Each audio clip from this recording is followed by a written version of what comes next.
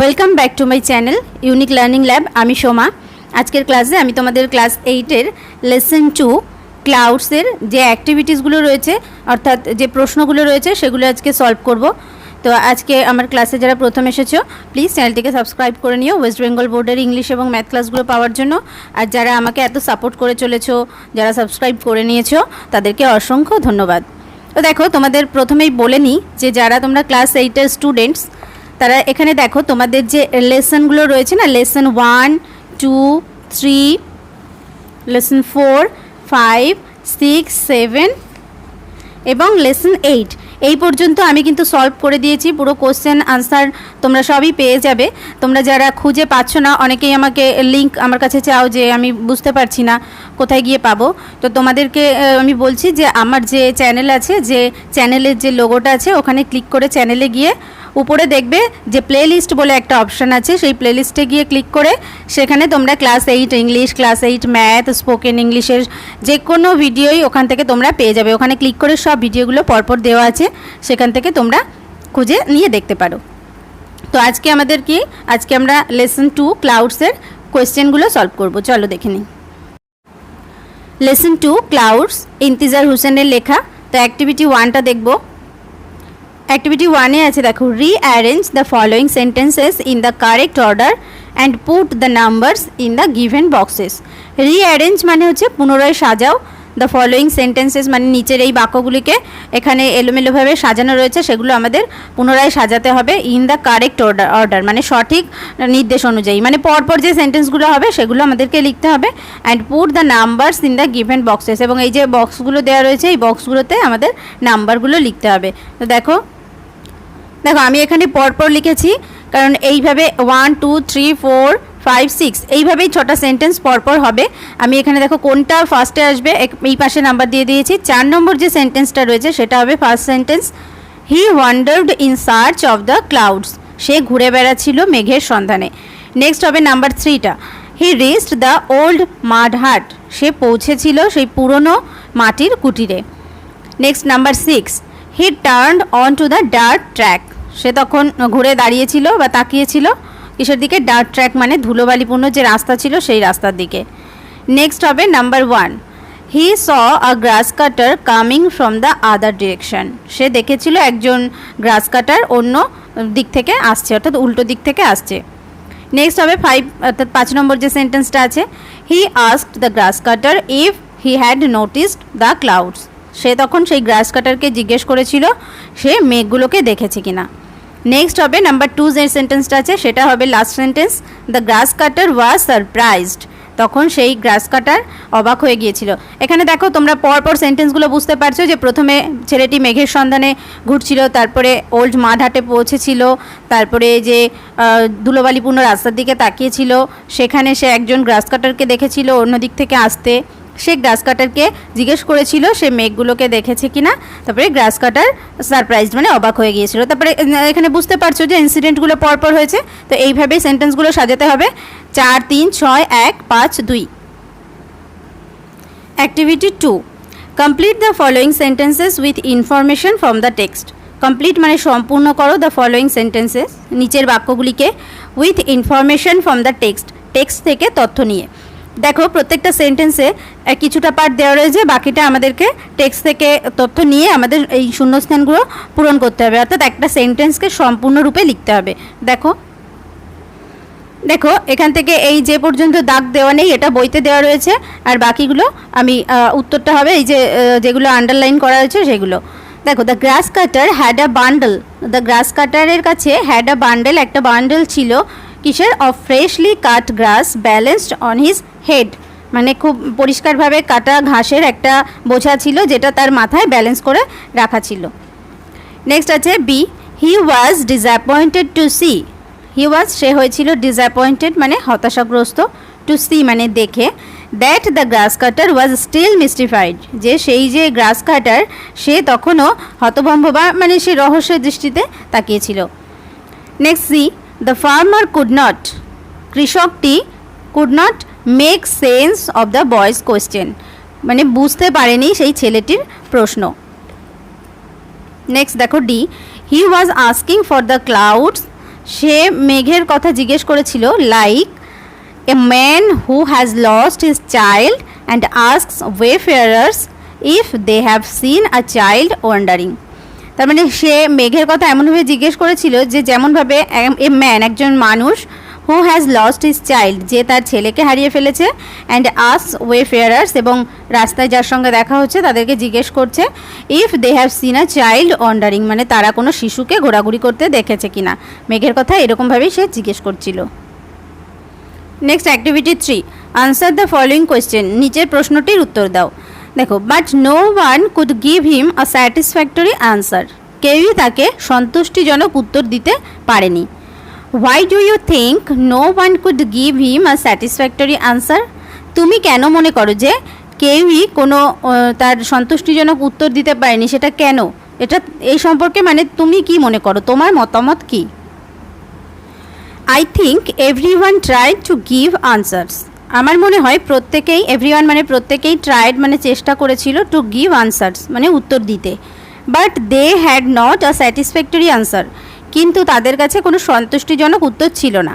Because কারণ the question he asked had no sense to everyone, যে প্রশ্নটা সে জিজ্ঞেস করেছিল সেটার অর্থ সবার কাছে পরিষ্কার ছিল না। Actually he was asking about the clouds as if he was looking for a lost child, মানে সে জিজ্ঞেস করছিল, হি ওয়াজ আস্কিং মানে সে জিজ্ঞেস করছিল অ্যাবাউট দ্য ক্লাউডস মেঘের সম্পর্কে, অ্যাজ ইফ যেন he was looking for a lost child মানে সে যেন একটা হারিয়ে যাওয়া শিশুর খোঁজ করছিল। And that's why none could understand the meaning of his question, এবং এই কারণেই যে কি কেউই বুঝতে পারছিল না the meaning of his question মানে তার যে প্রশ্নের অর্থ, সেই কারণেই জন্য কেউ বুঝতে পারছিল না। Activity 4, write T for true and F for false statements in the given boxes. যেটা সত্যি সেই সেন্টেন্সের পাশে এখানে বক্সে লিখতে হবে টি, অর্থাৎ ট্রুর জন্য টি, আর ফলস মানে মিথ্যে, তো সেটার জন্য এফ লিখতে হবে।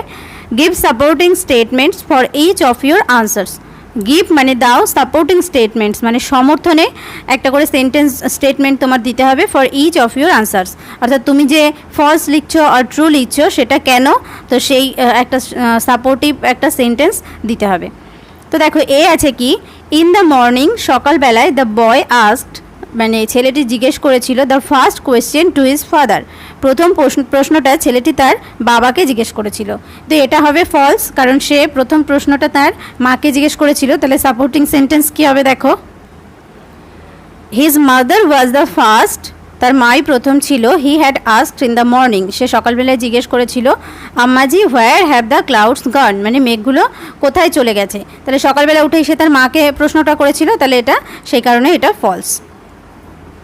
Next B, the boy's mother asked him to go to school. ছেলেটির মা ছেলেটিকে বলেছিল স্কুলে যেতে, তো এটা হচ্ছে ট্রু, অর্থাৎ টি। তাহলে সাপোর্টিং সেন্টেন্স দেখো, wash quickly, it your breakfast and go to school. এটা তার মা বলেছিল যে তাড়াতাড়ি হাত পা ধুয়ে নাও, ইট ইউর ব্রেকফাস্ট তোমার সকালের খাবার খাও, অ্যান্ড গো টু স্কুল এবং স্কুলে যাও। তাহলে এটা এই সেন্টেন্সটা আমরা পেয়েছি পড়ার সময়, তাহলে এটা সেই জন্যই ট্রু, অর্থাৎ T. Next C, when the boy got up in the morning, যখন ছেলেটি সকালবেলায় ঘুম থেকে উঠেছিল, he saw that the sky was cloudless, সে দেখেছিল যে আকাশটি ছিল মেঘহীন, অর্থাৎ আকাশে কোনো মেঘ নেই, তো এটাও true.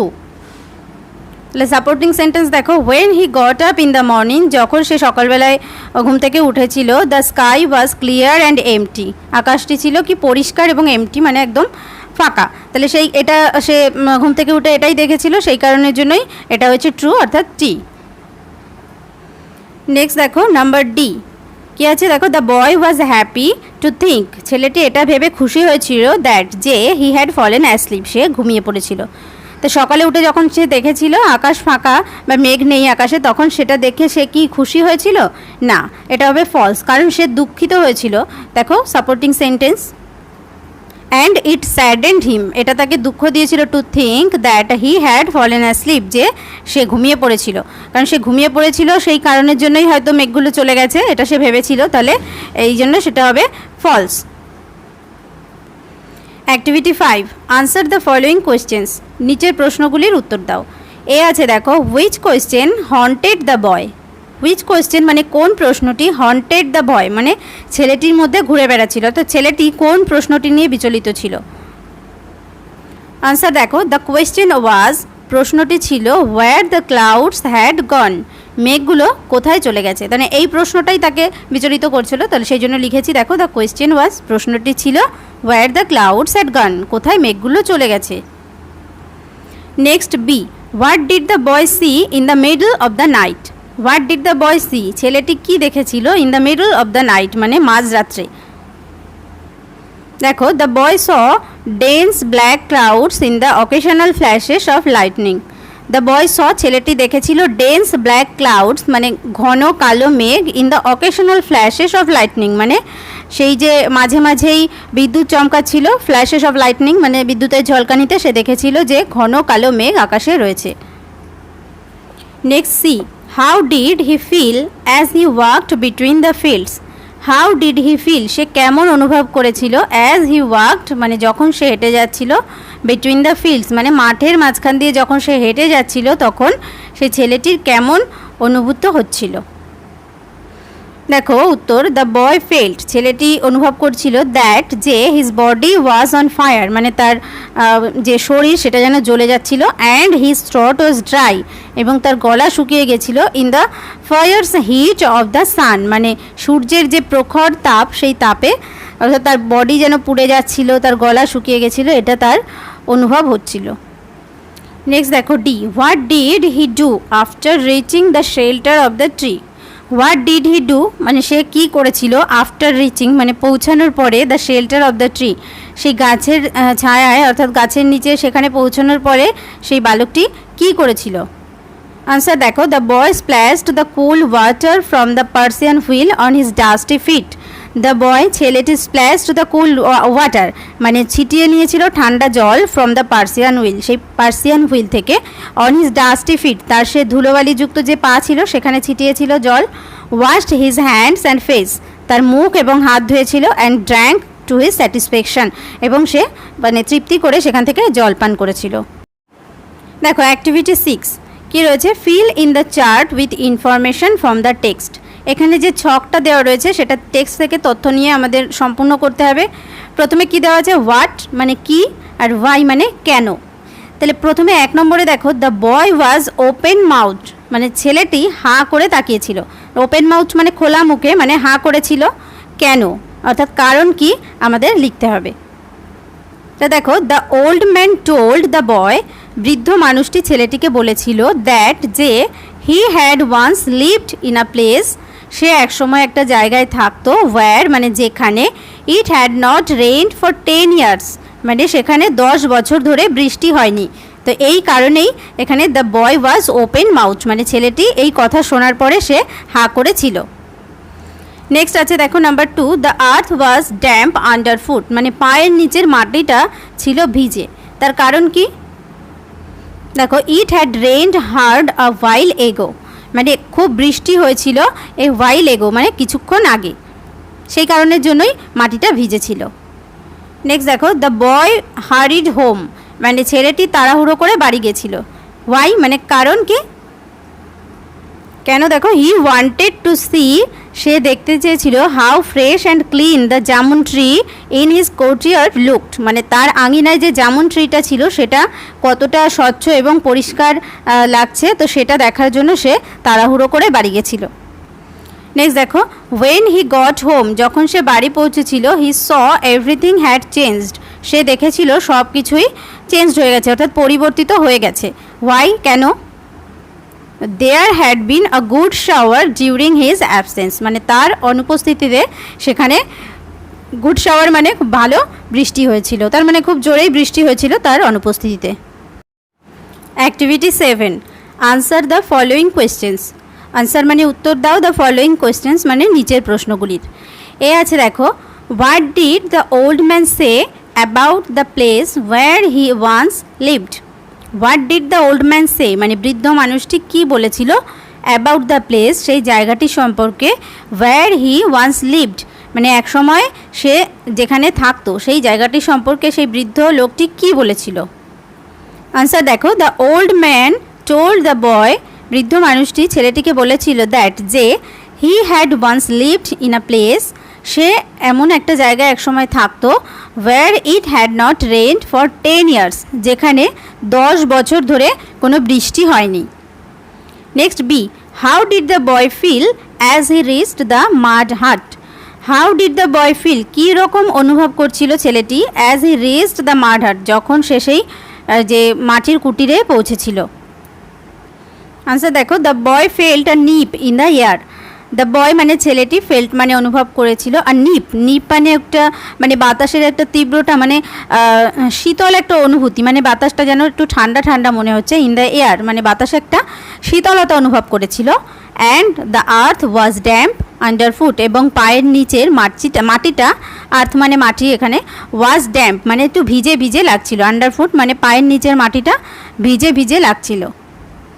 Next C, what did the boy do as he stood under the jamun tree.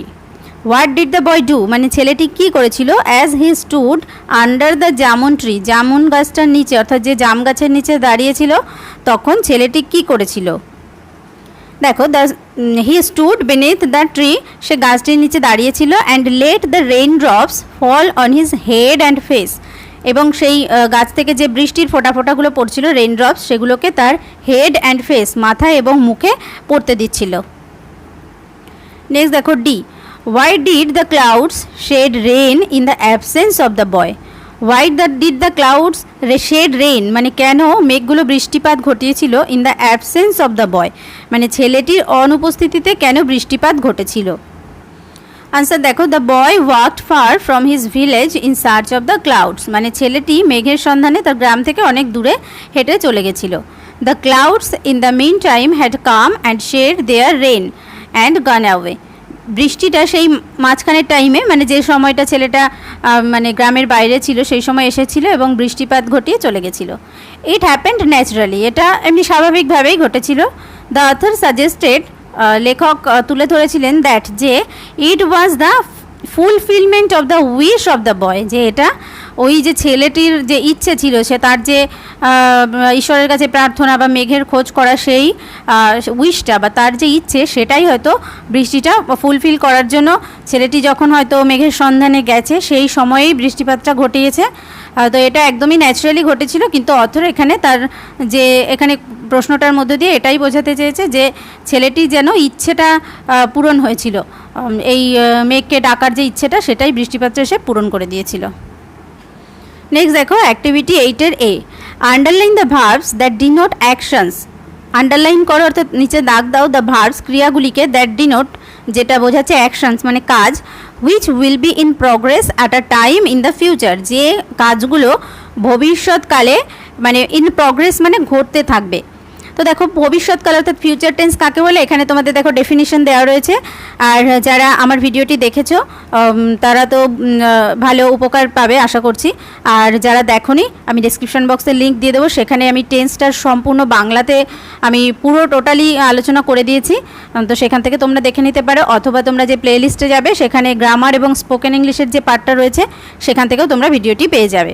দেখো future continuous tense is a form of verb, একটা ভার্বের একটা রূপ future continuous tense, that denotes an action যেটা একটা কাজকে বোঝায়, which will be in progress at a time in the future, যে কাজটা ভবিষ্যৎকালে চলতে থাকবে, তো সেটা বোঝানোর জন্য বলা হয় ফিউচার কন্টিনিউয়াস টেন্স তাকে। তো এখানে আমাকে ফিউচার কন্টিনিউয়াস টেন্সটাকে আন্ডারলাইন করতে বলেছে। তাহলে দেখো, I shall be reading a book next week, আমি নেক্সট উইক মানে আগামী সপ্তাহে একটা বই পড়তে থাকবো, তাহলে shall be reading. Next number 2, you will be going to school tomorrow, তুমি কালকে স্কুলে যেতে থাকবে, তাহলে ইউর পরে উইল বি গোয়িং যেতে থাকবে, এই যে অ্যাকশন ভার্বের যে কাজ এটাই ফিউচার কন্টিনিউয়াস টেন্সকে ডিনোট করছে। নেক্সট দেখো number 3, they will be visiting our house next month, আগামী মাসে তারা আমাদের বাড়িতে ভিজিট করতে থাকবে, তাহলে দে উইল বি ভিজিটিং, তাহলে এখানে উইল বি ভিজিটিংটা future continuous tense. Okay, next দেখো অ্যাক্টিভিটি 8-এর B, underline the verbs that denote actions that will be completed in the future. Underline the verbs that denote actions মানে সেই ক্রিয়াগুলোকে underline করো যেগুলো কোনো কাজ বোঝাচ্ছে, that will be completed in the future, যেগুলো ভবিষ্যৎকালে সম্পন্ন হয়ে যাবে।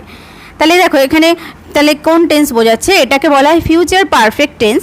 কাকে বলে? A future perfect tense is a form of a verb, মানে একটা ভার্বের একটা রূপ, দ্যাট ডিনোটস অ্যান অ্যাকশন, যেটা একটা কাজ বোঝায়, that will be completed by a certain time in the future, যে কাজটা ভবিষ্যৎকালে একটা নির্দিষ্ট সময়ে শেষ হয়ে যাবে, সেইটাকে বলা হয় ফিউচার পারফেক্ট টেন্স। তাহলে এখানে কোনটা ফিউচার পারফেক্ট টেন্স আমাদেরকে আইডেন্টিফাই করে আন্ডারলাইন করতে হবে।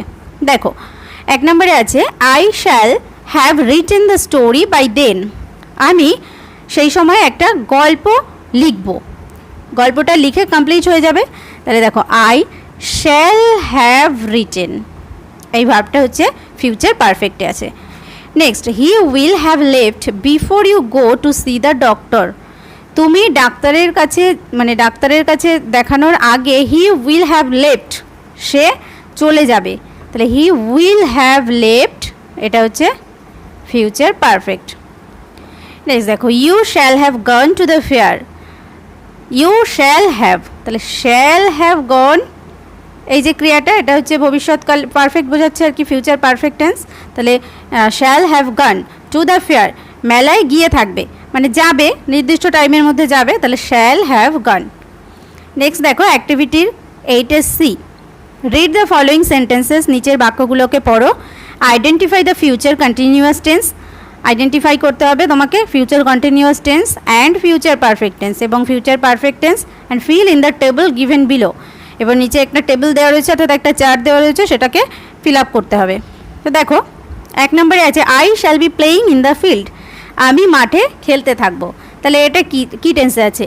তাহলে শ্যাল বি তারপরে ভার্বের সঙ্গে আইএনজি, আমরা জানি আইএনজি মানে কন্টিনিউয়াস, তাহলে শ্যাল বি প্লেয়িং, তাহলে এটা হচ্ছে ফিউচার কন্টিনিউয়াস টেন্স।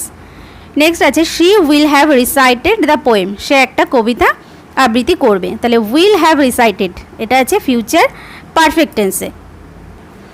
নেক্সট আছে you will have enjoyed the picnic, তোমরা পিকনিকটাকে এনজয় করে থাকবে বা উপভোগ করে থাকবে, তাহলে উইল হ্যাভ এনজয়েড, তাহলে এটা আছে ফিউচার পারফেক্ট টেন্সে। Next they will be coming soon, তারা খুব তাড়াতাড়ি আসবে বা মানে ভবিষ্যতে আসতে থাকবে, তাহলে উইল বি কামিং, এটা হচ্ছে future continuous tense.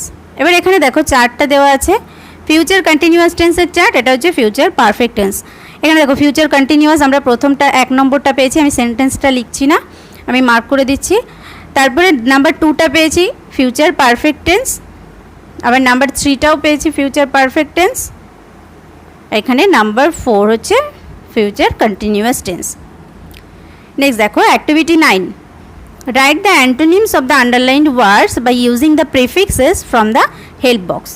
Right the antonyms of the underline words, এখানে যে ওয়ার্ডগুলোতে আন্ডারলাইন করা আছে সেই ওয়ার্ডগুলোর বিপরীত শব্দ লিখতে হবে।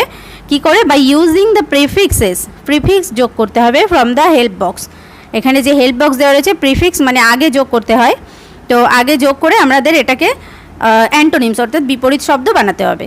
তাহলে প্রথমে আছে দেখো it is possible for him to lift the chair, it is possible এটা সম্ভব, ফর হিম তার জন্য, টু লিফট দ্য চেয়ার চেয়ারটা তোলা তার পক্ষে সম্ভব। তাহলে এখানে কি হবে? প্রিফিক্স দেখো এখানে ইম হবে, তাহলে ইট ইজ ইম্পসিবল, বিপরীত মানে ইম্পসিবল মানে অসম্ভব, পসিবল মানে সম্ভব, ইম্পসিবল মানে হচ্ছে অসম্ভব। নেক্সট দেখো হিজ হ্যান্ডরাইটিং ইজ লেজিবল, তার হাতের লেখা হয় স্পষ্ট, লেজিবল মানে স্পষ্ট, তাহলে এখান থেকে বিপরীত শব্দ ইলেজিবল, ILLEGIBLE, ইলেজিবল মানে অস্পষ্ট। নেক্সট দেখো দেয়ার ক্লেম ইজ নট রিজনেবল, তাদের যে অভিযোগ সেটা ইজ নট রিজনেবল মানে যুক্তিসঙ্গত নয়, রিজনেবল মানে যুক্তিসঙ্গত, তাহলে এখানে হবে আনরিজনেবল মানে যুক্তিসঙ্গত নয়।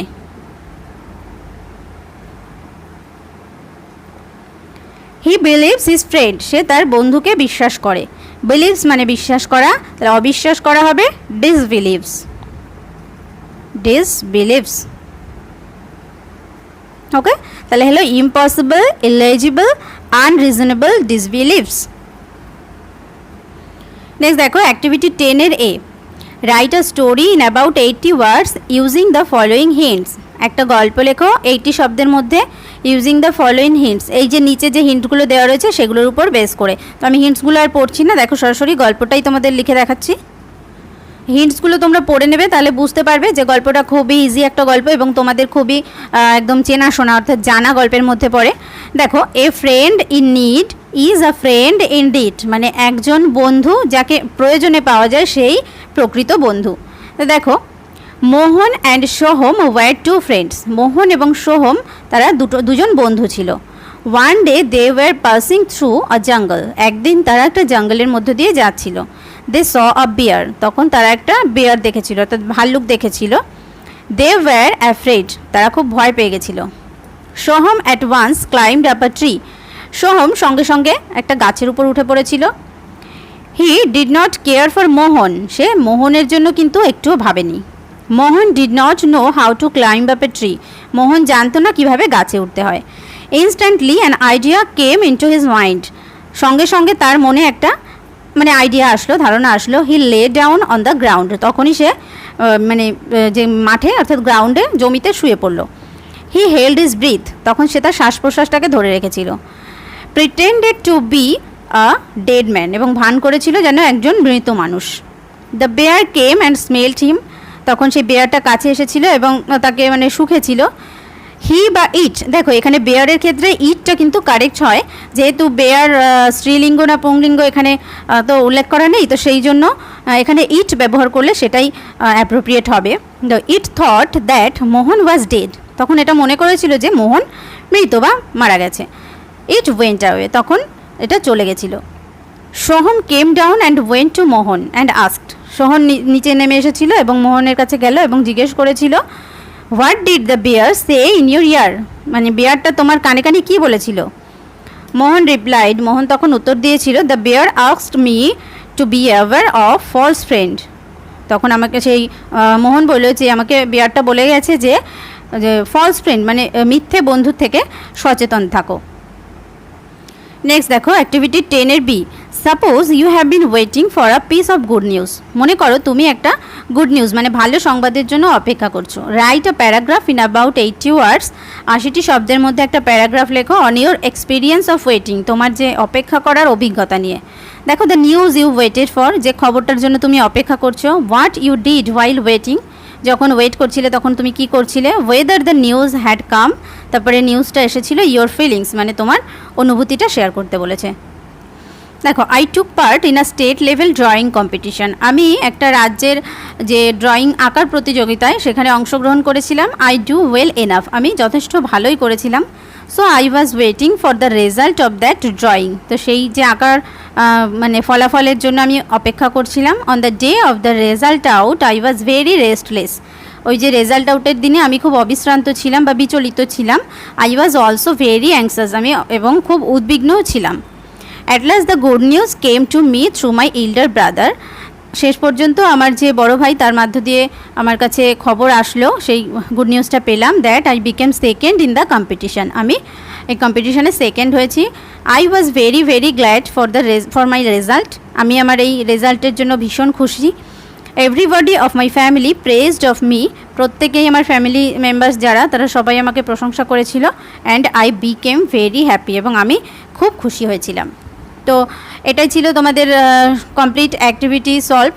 তো ভিডিওটা যদি তোমাদের ভালো লাগে তাহলে একটা লাইক তো আশা করতে পারি, আর তোমাদের বন্ধুদেরও অনেক উপকার হবে আশা করছি। তাদের জন্য ভিডিওটি শেয়ার করবে প্রচুর, আর নেক্সট ক্লাসগুলো পাওয়ার জন্য অবশ্যই চ্যানেলটিকে সাবস্ক্রাইব করে নেবে। Thank you.